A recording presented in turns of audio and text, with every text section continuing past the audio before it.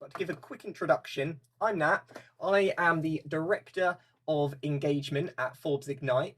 We are a social innovation coalition, so we work together with like-minded individuals who are changing the world, and we're looking at creative ways to harness artificial intelligence, community leaders, change makers, and working with organizations to hopefully solve some of the hardest issues that are facing us. Fingers crossed, so are some of you. We've already done one session, and that was AI for entrepreneurship, a deep dive into how it's currently being used and implemented. Today is very similar, but we're going to go even deeper and we're going to be looking at types of AI, how it relates to social good. Just so you know, I'm going to be using the terms social impact and social good interchangeably today. And I'm also going to be using the term artificial intelligence. However, I'm going to predominantly be referring to machine learning, but they are different things. I'm sure a lot of you are familiar with Forbes. We are a licensed partner, so we work very closely within the organization, but we're more of a network or a community. We are running these sessions every fortnight. Our focus is on AI because AI is such an emerging area where social good can really hyperdrive. So the ones we've done, we've got today, which is the social impact. Then we've got for sustainable business models. And if for whatever reason you didn't turn up to the other week's social entrepreneurship, we're running it again because it was a sellout success. And you know what? We give the people what they want. All of today's workshops and the webinars, they're all based around the upcoming book, What's Your AI Strategy by the amazing Will and Nicole, who's in the chat today. So if you do have any questions, do message them, get in contact. This book is a one-stop shop for any executive, directors, CXOs, anyone who is in a high place in an organization who has the potential to make change happen, but might not necessarily be up to speed with artificial intelligence. When we think of artificial intelligence, maybe we think of people in Star Trek, Terminator, but that's not AI. You know, let's just look at our emails or social media. Like, these are forms of AI, and I think people are starting to realize there's real world implications which we can start embedding into practices right now. And that's exactly what this book is about. How can it be implemented and what is your strategy for it? Because we can't just dive straight in. We need a framework in order to implement AI successfully. Done right, it's a massive asset. Done wrong, you're going to be, short of a couple of cents. There's going to be doom, and maybe robots will take over the world. Probably not the last one, but either way, we've got to step off on the right foot. So what brings you here today? Are you a social entrepreneur? Are you an intrapreneur inside a company? Are you someone who works in AI and wants to know more about implications in social enterprises? Do you just have a good corporate social responsibility policy and you want to start expanding upon that? Bella says, corporate governance specialist and interested in tech for good. Curious about the implications of AI as we adopt it. Well, Bella, I can assure you you're in the right place, the exact type of engagement we're looking for. Okay, we've got a social entrepreneur. Brilliant. I know we've got quite a few of them in the group today. So again, big thanks to everyone from Watson who was able to attend. We've got a social entrepreneur to know how important AI is, what to continue learning as much as I can, looking who AI can contribute in social fields. Oliver says, I'm a social entrepreneur, founder of a refugee innovation center in Uganda, a digital skills provider, refugee settlement. Brilliant. Really, really great to have you. Customer-centric, how it links with social impact. So here's an overview. This is what I'm going to cover. It's only an hour, so we'll do what we can. But first of all, we're going to look at the uses of AI. How is AI already being implemented in social impact? Social impact, I like to look at it as social change plus.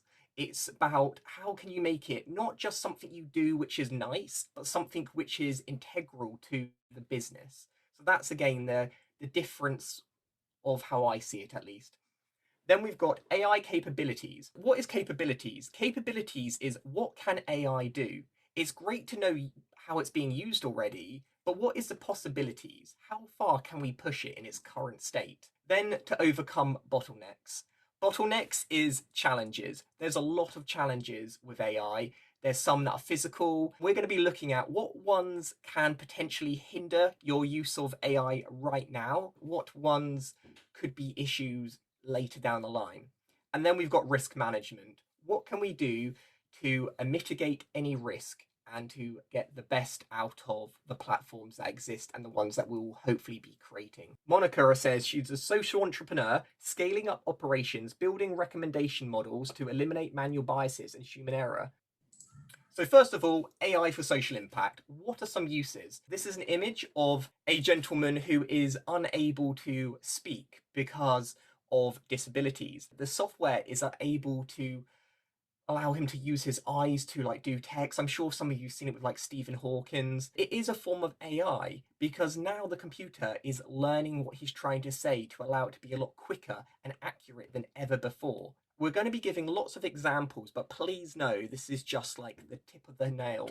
There's so much more that AI is currently doing to make our world as good as it can be. But with that in mind, I would love to know, what do you think is the broadest potential to benefit from AI? So I'm sure a lot of you have heard about the Sustainable Development Goals, the UN's mission to hopefully eradicate a lot of the world's issues by 2030. And I would love to know, do you think there's a particular area that AI could really, really make a difference if we put the time and energy into research? So at the moment, I can see climate action, and I can definitely see why climate action is a good one. I think we may be too reliant on AI fixing everything with the climate change. We've also got good health, absolutely. When it comes to diagnosing, AI has so much potential, but it also has incredible risk attached to it as well, which we will be diving in deep. And water and sanitation, great. Love the goals, reduce inequality. Thanks, Bella. So this is the first one. The first thing, what we can use AI for is crisis response. The world is continuously getting in a pickle. Whether it's natural disasters, fires, tornadoes, hurricanes, volcanoes erupting, the world's out to get us. And this is where AI can come in really handy. So predicting wildfires, maybe it tells when there's not enough moisture in the air and the trees are more likely to combust. Absolutely, as human beings, we can probably measure that ourselves, but how long does it take to measure every single tree, let alone an entire forest or like across Australia or in California? It could be massive amounts of potential there. We can also help avoid human-made disasters. So maybe there's a person who's lost in the wilderness. If you were to hover over the bush in Australia, trying to find someone is like finding Where's Waldo. Trust me, you're not going to do it. He's well hidden. What AI is able to do is pinpoint tiny colours or differences. It's able to map the surroundings. This little annoying GIF here, it's the ocean and it's a drone flying over. So not only does it have computer vision, it knows the surrounding, it knows what it's looking for. You could say, I'm looking for an individual who is this tall, this skin colour, this coloured hair, and hopefully the AI would be more effective in finding it than a bunch of volunteers kind of going bit by bit. Other things that can happen is disaster outbreak. Let's face it, we kind of cocked up COVID, didn't we? We could have controlled it, but we didn't. It spread like wildfire. If we were using AI more effectively, we could notice where the hotspots are. What places do we need to isolate? What places can remain having freedom? Where would have the most effect for distributing vaccines? In terms of the supply system, where are we currently butting heads? Is there a way we can solve shortages? So for crises, AI has a lot of potential. Moving on, economic empowerment. In the US and the UK, we're doing okay, but I know a lot of you are in developing countries. And how can we get the whole world to have the same economic advantages as we do without harming the world with pollution and going through another industrial revolution? So something we could do, for instance, is an app which is able to take pictures of plants and tell you if it's damaged or like how much water you should give it. And for small farms which may lack kind of the education or the resources or the knowledge to know why their crops are dying. This technique is so accessible, just a few clicks of an app store, and you've got a tool that can massively increase your yield, get production, make sure you have more profit. You could also do things with food. For instance, okay, when is my food going off? Are supermarkets currently giving it away? There's a really great app I use in London where people tell you they've got food they're giving away. And AI will work out and it will message you if you're really near someone and if you haven't been able to get food for a while. So that's just some examples of economic empowerment.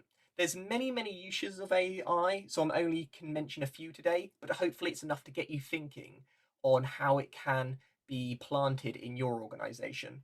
Number 3 is environmental challenges. David Attenborough, bless him, he's trying his best, but we need more than just him. The biodiversity on our planet is plummeting. We have lost more species now than nearly ever in humanity. Well, definitely in humanity, but in the history of the world. What can we do? Well, first of all, we can look at poaching. So you see this image here. We use machine learning with millions and millions, or definitely hundreds of thousands of images, let's say of monkeys, and rather than us going out into the forest, tracking monkeys and saying, all right, this monkey's endangered, that's not a great approach. So what we do is we put cameras and they're able to track the animals for us. And they track in a way which is non-invasive, doesn't disturb natural habitats, and is far more effective. So we can have a very accurate depiction of the amount of Bengal tigers there are in the world. Only 500. There's also things such as poachers. We know what's meant to be an environment and what isn't meant to be an environment. And the second that a person has been identified, rangers can go to the defense and save the animals. There's also depletion of natural resources in Amazon. They are literally cutting down so much of the trees which are keeping us alive. Pollution, maybe we're able to look at data and start tracking where the pollution is coming from, how quickly it's being able to be absorbed into the trees, and climate change, as mentioned. So there's, with the environment, it's pretty much essential. If you've ever read Bill Gates's book, How to Avoid a Climate Disaster, he talks quite heavily about how technology and AI is almost essential for saving the future. However, it cannot be like the crutch we lean on. We still have to act today because the solutions we need may not be invented in time, but there are still a lot of things we can use already. Now, I want to hear from you. What AI uses have you heard of for social good? I've only mentioned a few, but maybe you've heard of some really interesting ones that you can share. Any uses where you have seen someone doing good in the world with the result of AI? It might be a massive company, or it might just be some teenagers trying to stop wildfire. And believe it or not, this is what this image is showing. It was some teenagers who downloaded some free code from Google and were able to make a system that was able to prevent forest fires in California. Someone has put an anti-bullying app. Very nice. I'd love to know how that works. I think there's so many other ones. Oh, check out What Free Words uses a grid-based system to locate people in emergencies. I actually have heard of What Free Words. I was researching it for this actually. It's a really interesting one. We've got a medical advancements, definitely. There's ones where machine learning is able to detect like tumors or differences in the brain which we just cannot do. Or if we can do it, we can't do it on a large scale. At this current stage, AI is okay. But it doesn't have to be great. It just has to be okay, particularly if we're doing things on a wide scale. And then once we're able to like home in, that's when people would normally take over. Apps for disability services. Yep, education. Okay, AI capabilities. This is the things of, okay, Nat, you've told me we can stop wildfires, but how? How does AI actually stop it? This is an image of all the illegal fishing happening around the world in real time. As you can see, a lot of naughty pirates. And this is one way we can keep track on it. So which AI capabilities do you think will have the most significant benefit to society? We've got computer vision, essentially computers who are able to understand their environment. NLP, which is being able to read and understand language. Speech and processing, just like Alexa. Reinforcement learning, is it a cat? No. Is it a cat? No. Is it a cat? Yes. Okay. Reinforce. I now know what that is. Content generation, maybe it could be someone writing blogs for you. Or structured deep learning. So Stephanie says, I am in the process of developing an eco time bank digital health application which enables organizations to contribute to the most pressing climate change issues within the community they operate in, which is in effect improving health and well-being. That sounds amazing, and I would absolutely love to hear more about it. So do get in touch, and maybe there's a way Forbes Ignite would be able to collaborate with you. There isn't really a correct answer to this. This is purely your opinion, but I am going to go into a few examples, and maybe we can see, if you're not currently sure, where we can use AI the most. So object detection with computer vision.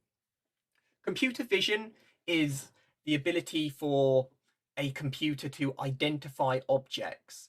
Now, this isn't necessarily facial recognition. So for instance, it could be like a teapot or a color. It still isn't perfect though. There's definitely issues with, for example, when it comes to race, they're not very good at determining darker skin. So that's an example where it's not always great. But there are so many examples where if you have the correct data, it can be really useful. This image here, obviously people walking away with numbers, essentially it gives the likelihood of who they are. So we've got, okay, 83% a student, okay, we've got a corporate, we've got a mother, and that could be really useful for, say, understanding the type of individuals walking along the high street. Who are you aiming your products at? It could also be used for a missing person. Maybe you've got your database and you put in the image of the person who's missing, and it will quickly scan everyone's faces and find out the person, and you found your missing person. Or maybe you found a criminal.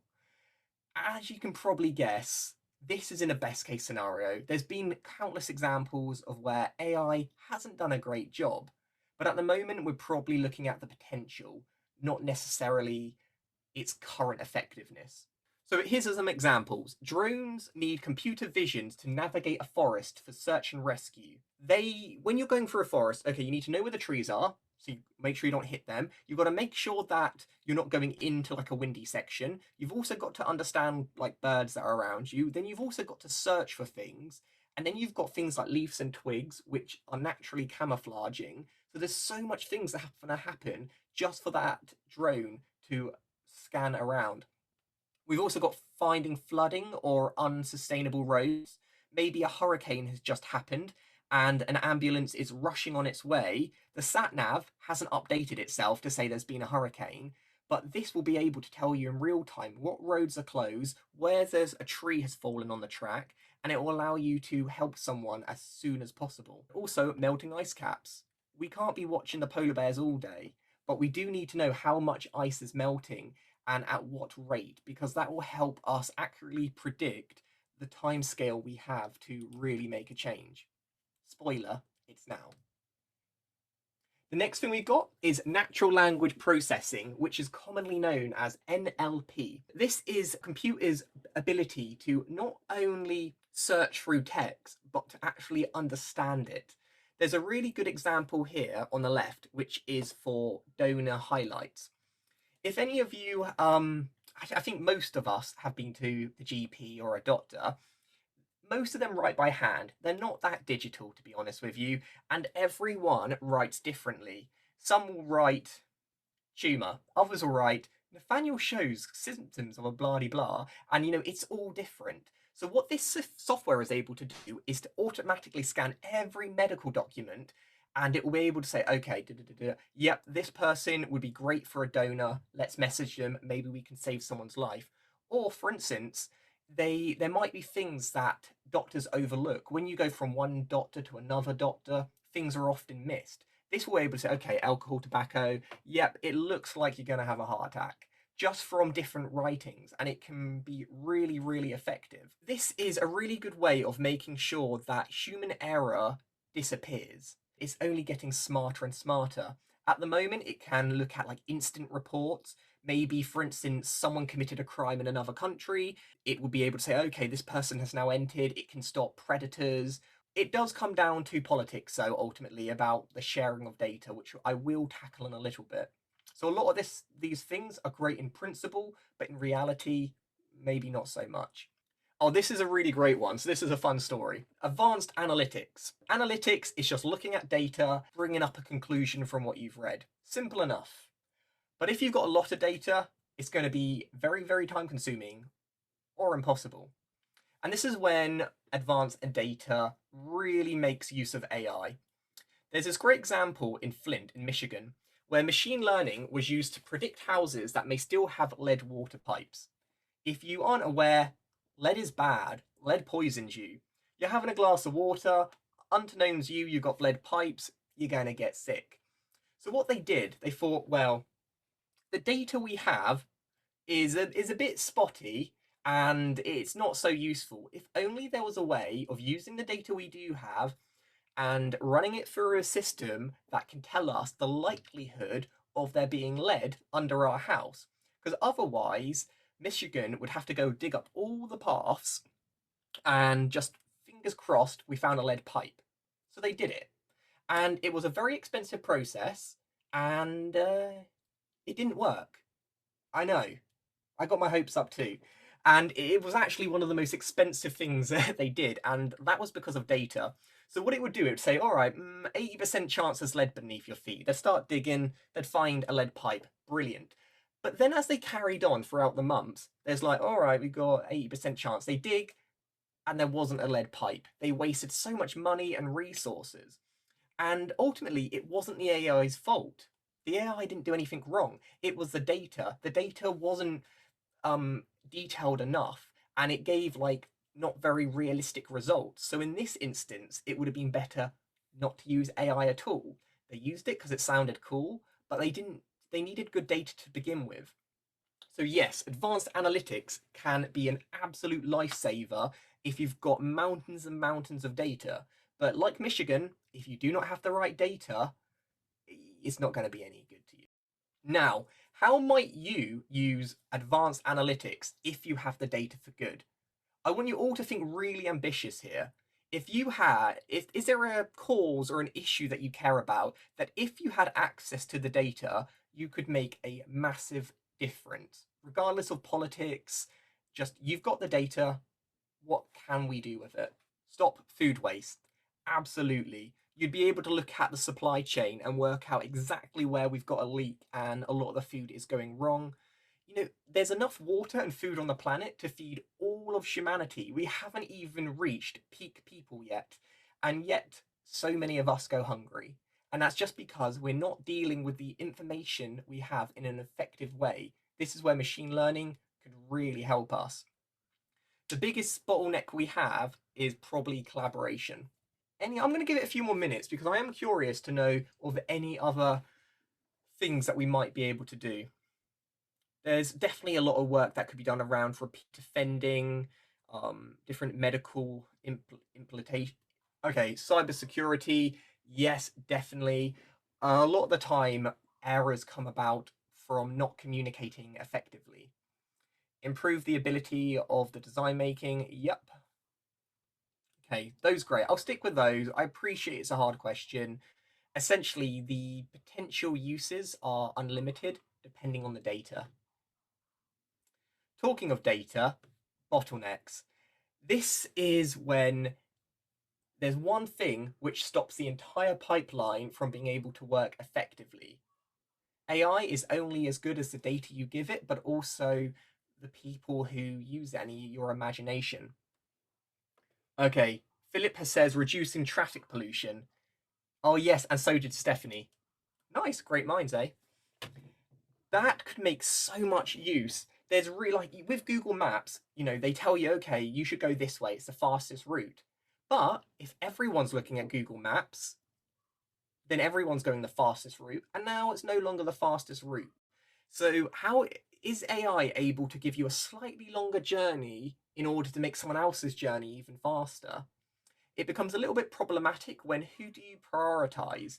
The same with like internet speeds. The UK government, Boris, was thinking about making limiting our data, saying, all right, so certain websites have data priority and others do not. Now, would they use AI for that?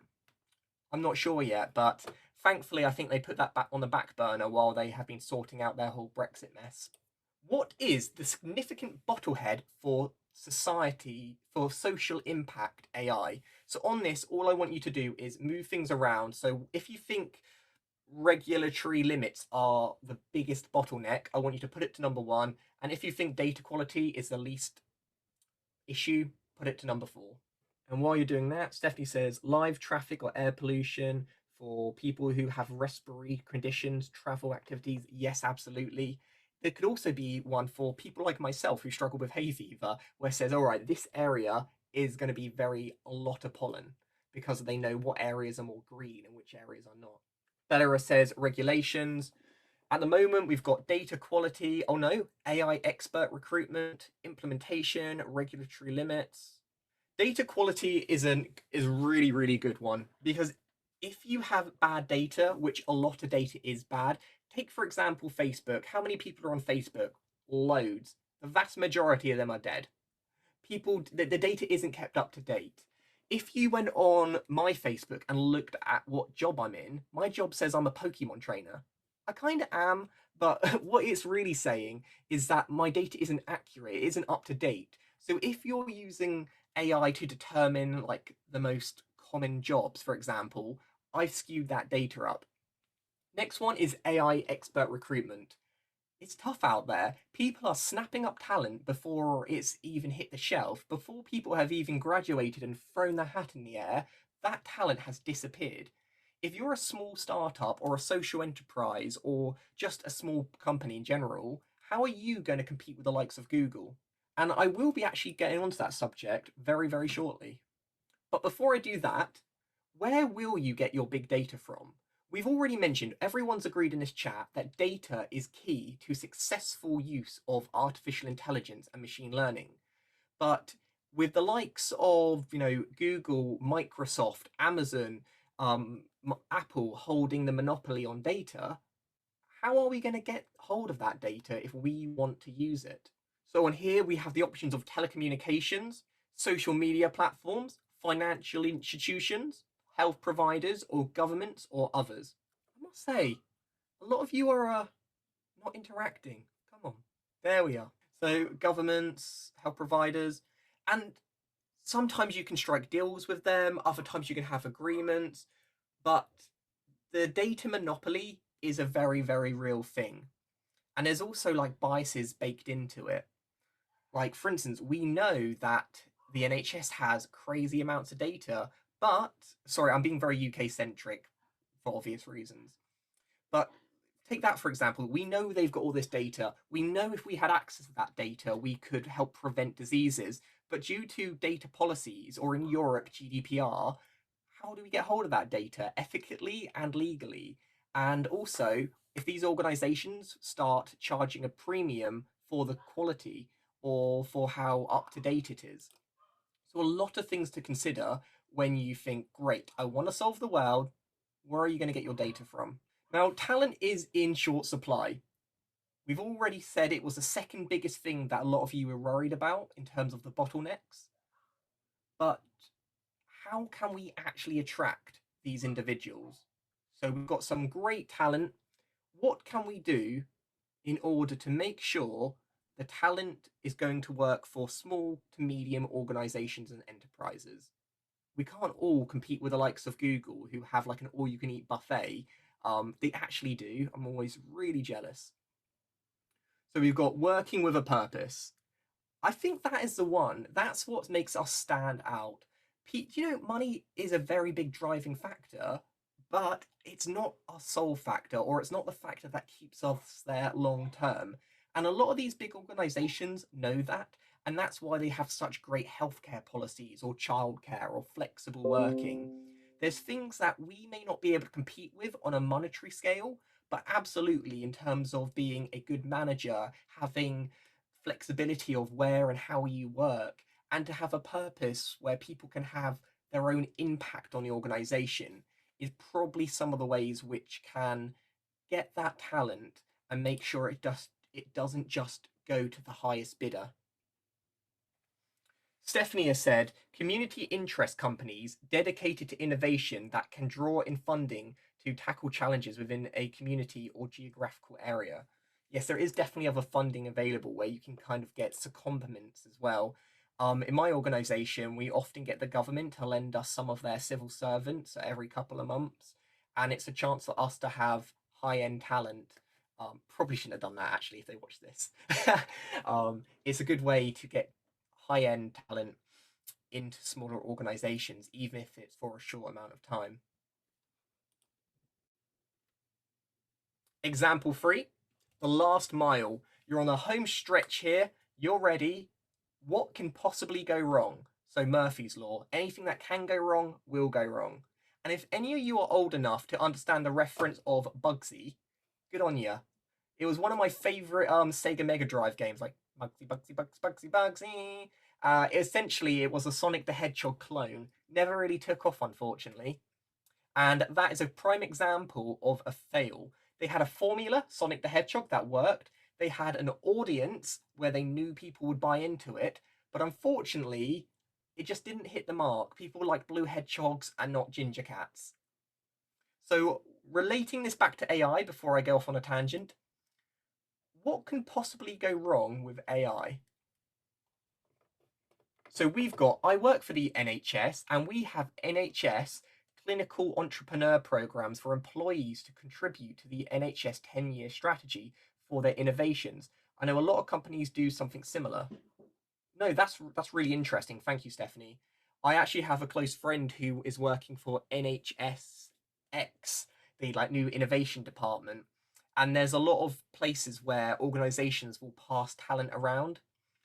And I think that might be one of our best options to collaborate with big companies like Microsoft to share talent.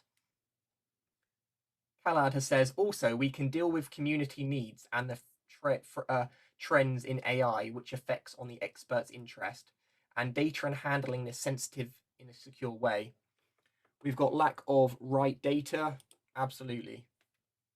I must say, a lot of you are using the chat today, so if you're watching this on the recording, we are popular. They're just not using the app. Training failure, absolutely. Training is a very, very essential part of getting effective AI. We're doing really well. This is on the last one now. Risks to be managed. And yes, I did put a little cross. It looks a bit deadly. So, privacy harms. What company do you least trust? This is where, go crazy, as long as you don't say Forbes. What company do you not trust? Polatry, Amazon. Yeah, when I think of Jeff, I do think he looks like your stereotypical Bond villain, but I can't help those Amazon Prime deals. We've got Facebook, Palantry. Sorry, I probably pronounced that wrong. Another common one people often say is Facebook. Yep, Wish. Oh, never trust Wish. They're like, what? I can get all of that for only like $9? And then it's like a cardboard box that gets delivered.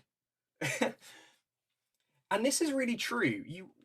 It's really easy to exploit individuals with data, and if someone doesn't give you permission just to use it anyway, but if your reputation get damaged, you can't fix that. It takes a really hard way.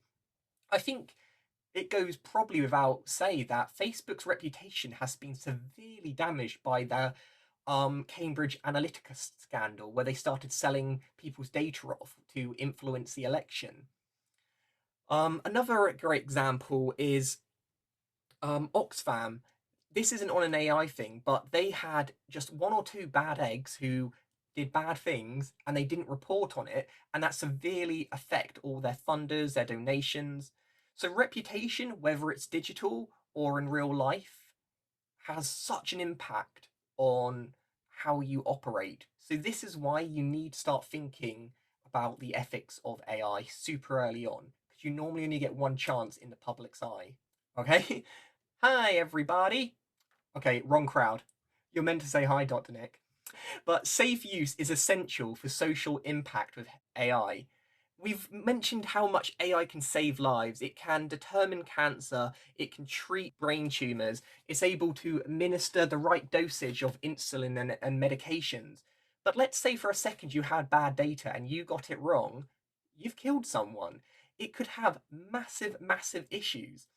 Now, what can we do to help regulate AI, work with governments, work with councils, try and find a way? At the moment, it's the Wild West. People can do what they want when they want. And it's very much about thinking long term. If laws come into place, is this going to ruin your entire AI model and strategy? Or is it something which will just help keep those AI cowboys under control? On this one, another question. Are you okay with your personal data being the price you pay for free internet services like email and social media? As they always say, there's no such thing as a free lunch, and we are paying for these services whether we see it or not. So at the moment, we've got no, I would rather pay with money, not data. And other people have said a similar thing, would rather pay. That was interesting. I was imagining most people would say they'd rather pay, but the truth is we do not. And is there going to be a model that works right? You know, for example, you can use Spotify for free, but you can also not use it for free. You could pay, but they're still using your data. Or with YouTube, you can pay for YouTube, or you can watch it for free, but they still use your data anyway. Yes, as long as it does, it's not costing me any money. And this comes up to my next section, and I will explain why we've got Santa Claus. What data are you okay with sharing? Slide to the left if you are not happy with sharing this type of data. Slide to the right if you are happy to share this data. So we've got language. Are you okay to know what language you're using? Your monthly budget. They're probably able to work out by your purchases how much money you've got coming in and out each month. Your current location, access to your emails. They're like a super type of email. Your family photos, your personal calendar, any questions. Just speaking right now, my pesky little Alexa is listening to every word I say.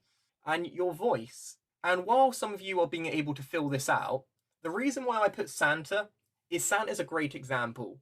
Most people have no issue whatsoever with this jolly fat guy coming down your chimney, rooting around your belongings, taking your cookies, because in return, you're getting some presents. You do what you want, Santa, as long as I get my presents. But let's say you're Jewish or Muslim. You don't want Santa coming down your chimney. I don't care if you've given me presents. Get out of here, Santa. So it really depends on the individual. Some people are completely fine with giving their data away in order to get something like Facebook for free. But on the other hand, other people are not. And if you aren't okay with it, what's the alternative? Be a social outcast of society and live with the trees? We're not really giving much freedom at the moment. It's all well and good. You're using AI for social good and it's coming up and sorting things on your behalf. But if you do not understand it, it's pretty much useless. What in binary does this translate to? So the computer's busy doing its thing, it's come up with a solution, it's automatically implemented it, but you're not really sure what it's implemented or why it implemented it. Take me to your leader. Hey, I'm happy. Exterminate. It wants to kill us. And I'm not saying, but you know, if the robot's like, yeah, you know what, humanity sucks, I think it'll be better to kill them all. And it does it because its algorithms, its machine learning has shown us that this is the best thing we can do. You know, let's face it, we're the worst thing to happen to society since Justin Bieber. Mankind sucks. This is why it's good to be able to understand technology. When it comes out with like a list of actions, why did it make that choice? Will it do it again? I'm sure some of you have been on your YouTube algorithm on your feed, and every now and then you get like a, oh, I can't, you know, you get like a really random video of like K-pop, and you're like, I've not watched anything related to K-pop. Why did you recommend me this? And there's a reason behind it, but YouTube isn't talking to you. One more example is the classic Trolley Dilemma. If you haven't heard of it before, a tram's coming and it's going to kill it's going to kill 5 people. And there's a big old switch, and you can either choose to only kill one person, which would make you the murderer, or you let it continue on its way and kill 5 people. This is an issue which has so many different thoughts and reasoning behind it. But let's say you use artificial intelligence to solve this problem, because it's not just one train, it's like thousands of trains, and you're like, I really don't have time to make this decision for everyone that needs saving. I'm going to let the computer do it. But then it chooses to kill some people, and you want answers. Why did you choose to kill 5 people? Why didn't you just get the one? And if the computer can't explain itself, people are going to lose trust in it. So I noticed all of you have said you'd rather kill one person. So we've got a lot of murderers on our hands. I think, your brain says it, but in reality, whether or not is something else. I would love to know, though, if any of you have thought this or already have an answer in your head, why would you choose the one you did? It's really not as easy as it sounds. It's really easy to just click a button and say, I'm happy to murder someone. But if you break it down and work out why are you okay with that? Why does it merit or justify that? How do you explain that to the families? It becomes a lot more challenging. I bear the guilt for the greater good. Yeah, that's definitely one thing. The greater good. People have always said the greater good, but the greater good is very individual. Maybe that one person on the track was Gandhi, being like a massive advocate for society, and maybe the 5 people were all offenders. Does it change then? Is this something that the algorithms take into consideration? To sum it up, overcoming AI talent shortages is essential for implementing AI-based solutions for social good. There's a lot of hurdles we need to come over before this can come widespread. We're not talking about the future. We're talking about right now. We are using AI to save lives already. It's just something that we should not just let be willy-nilly. It's something that we should be very, very aware of and very conscious of, and AI as a companion rather than digital slave. It's someone we need to work very closely with. So here's a quick recap. Uses of AI for social impact. There's so many ways that AI is currently being used, whether it's helping finding missing people, checking for different chemicals in the atmosphere, helping with education, helping people with like autism understand different emotions. There's so many AI capabilities. It could be doing advanced data calculations. It could be doing NLP, computer vision, lots of different ways that AI can be used for these causes. There's lots of challenges as well. It's something which you definitely can't undermine. And risk management, things that we can currently do to minimize poor results. Data. So that's kind of it for the day, but I do want to just do one last pitch for what's your AI strategy. If you liked some of these questions today, and if you want to see how these questions can be applied in a real world work setting, this is definitely something you should check up in your local online bookstore. Any questions? I guess I just have one question. So right now with a lot of the big US tech, there are a lot of like regulatory concerns. Um, what do you think will be a trend with respect to like antitrust, just data access? Like, will there be a evolution to like GDPR, and whether like some of these, I would say that in Europe it's probably more progressive in terms of this AI for good movement. AR for good, I feel like here stateside we're still very much it's in siloed. It's the 5 people of the skeleton team at Facebook that's trying to make a difference in a company of 65,000. Just curious, like what you see across the Atlantic. You know what, Philip? That's a really, really good question. And it is true with Facebook and Google. We use these as good examples, but the amount of teams that are actually spearheading this is so, so small. My hunch would be that governments and kind of a trend is going to severely stifle the progress of being able to use AI for good.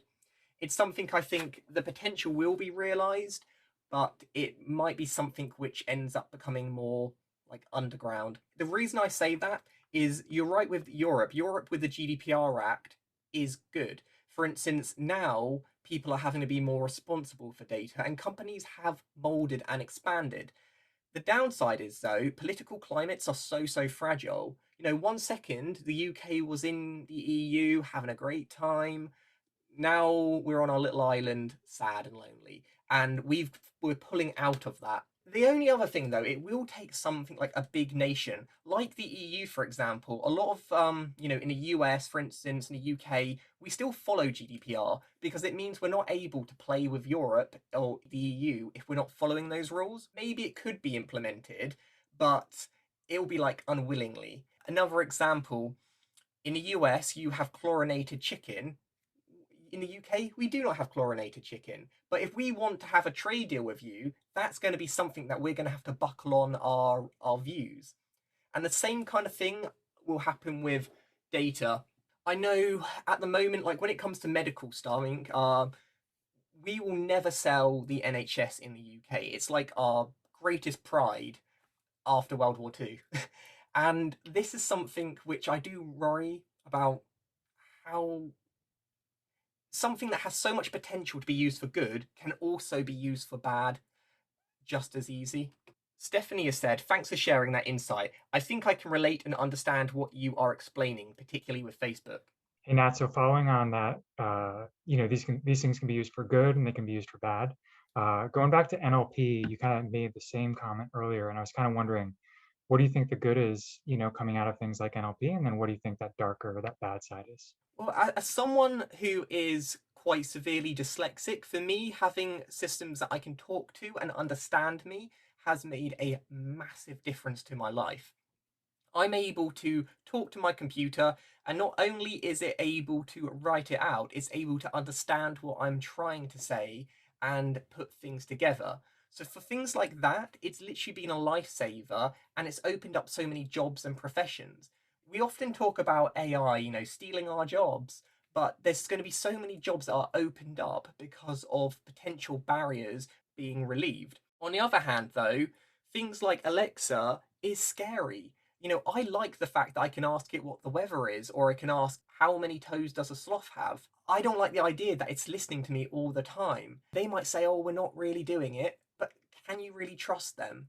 Because it only takes one mistake to lose complete trust in the whole system. If you're a company that's doing good, but using similar technology, if someone else has ruined the reputation, it's also ruined yours as a result. It will be very interesting to see how it's used. Yeah, I think you can keep an eye on NLP use cases that are more restrictive to like certain domains, because like the Google Homes, Alexas, they're trying to be NLP all for everyone. But that's why there's so many different permutations of edge cases where, to Nat's point, one mistake, it's all that's needed.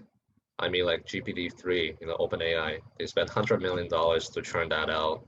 And now they're trying to incentivize with another $100 million, to get startups to use it, for good cases. Why? Because since the rollout, the main use case for that is to draft propaganda. Oh God, that's a really good point. There's a lot of propaganda which AI is helping. Yes, good afternoon from my time. Oh, My question or my idea about the customer-centric approach, how we can benefit from AI as a planning solution, or how we can use those technologies on planning for the social impact. I think from my small experience, I think our challenge related not to the solution, because we have a lot of technology solution and innovation solution in different sector, but the idea or the challenge we have sometime in how we can use this or adapt the tools or the solution in our community. So I talk about the gap between choice the technologies and the community need on the ground. I don't know if you have an answer, or it's just an idea, because this my challenge now in my work. We have a lot of solution, but we don't need to invest in one of them without linking with the community need.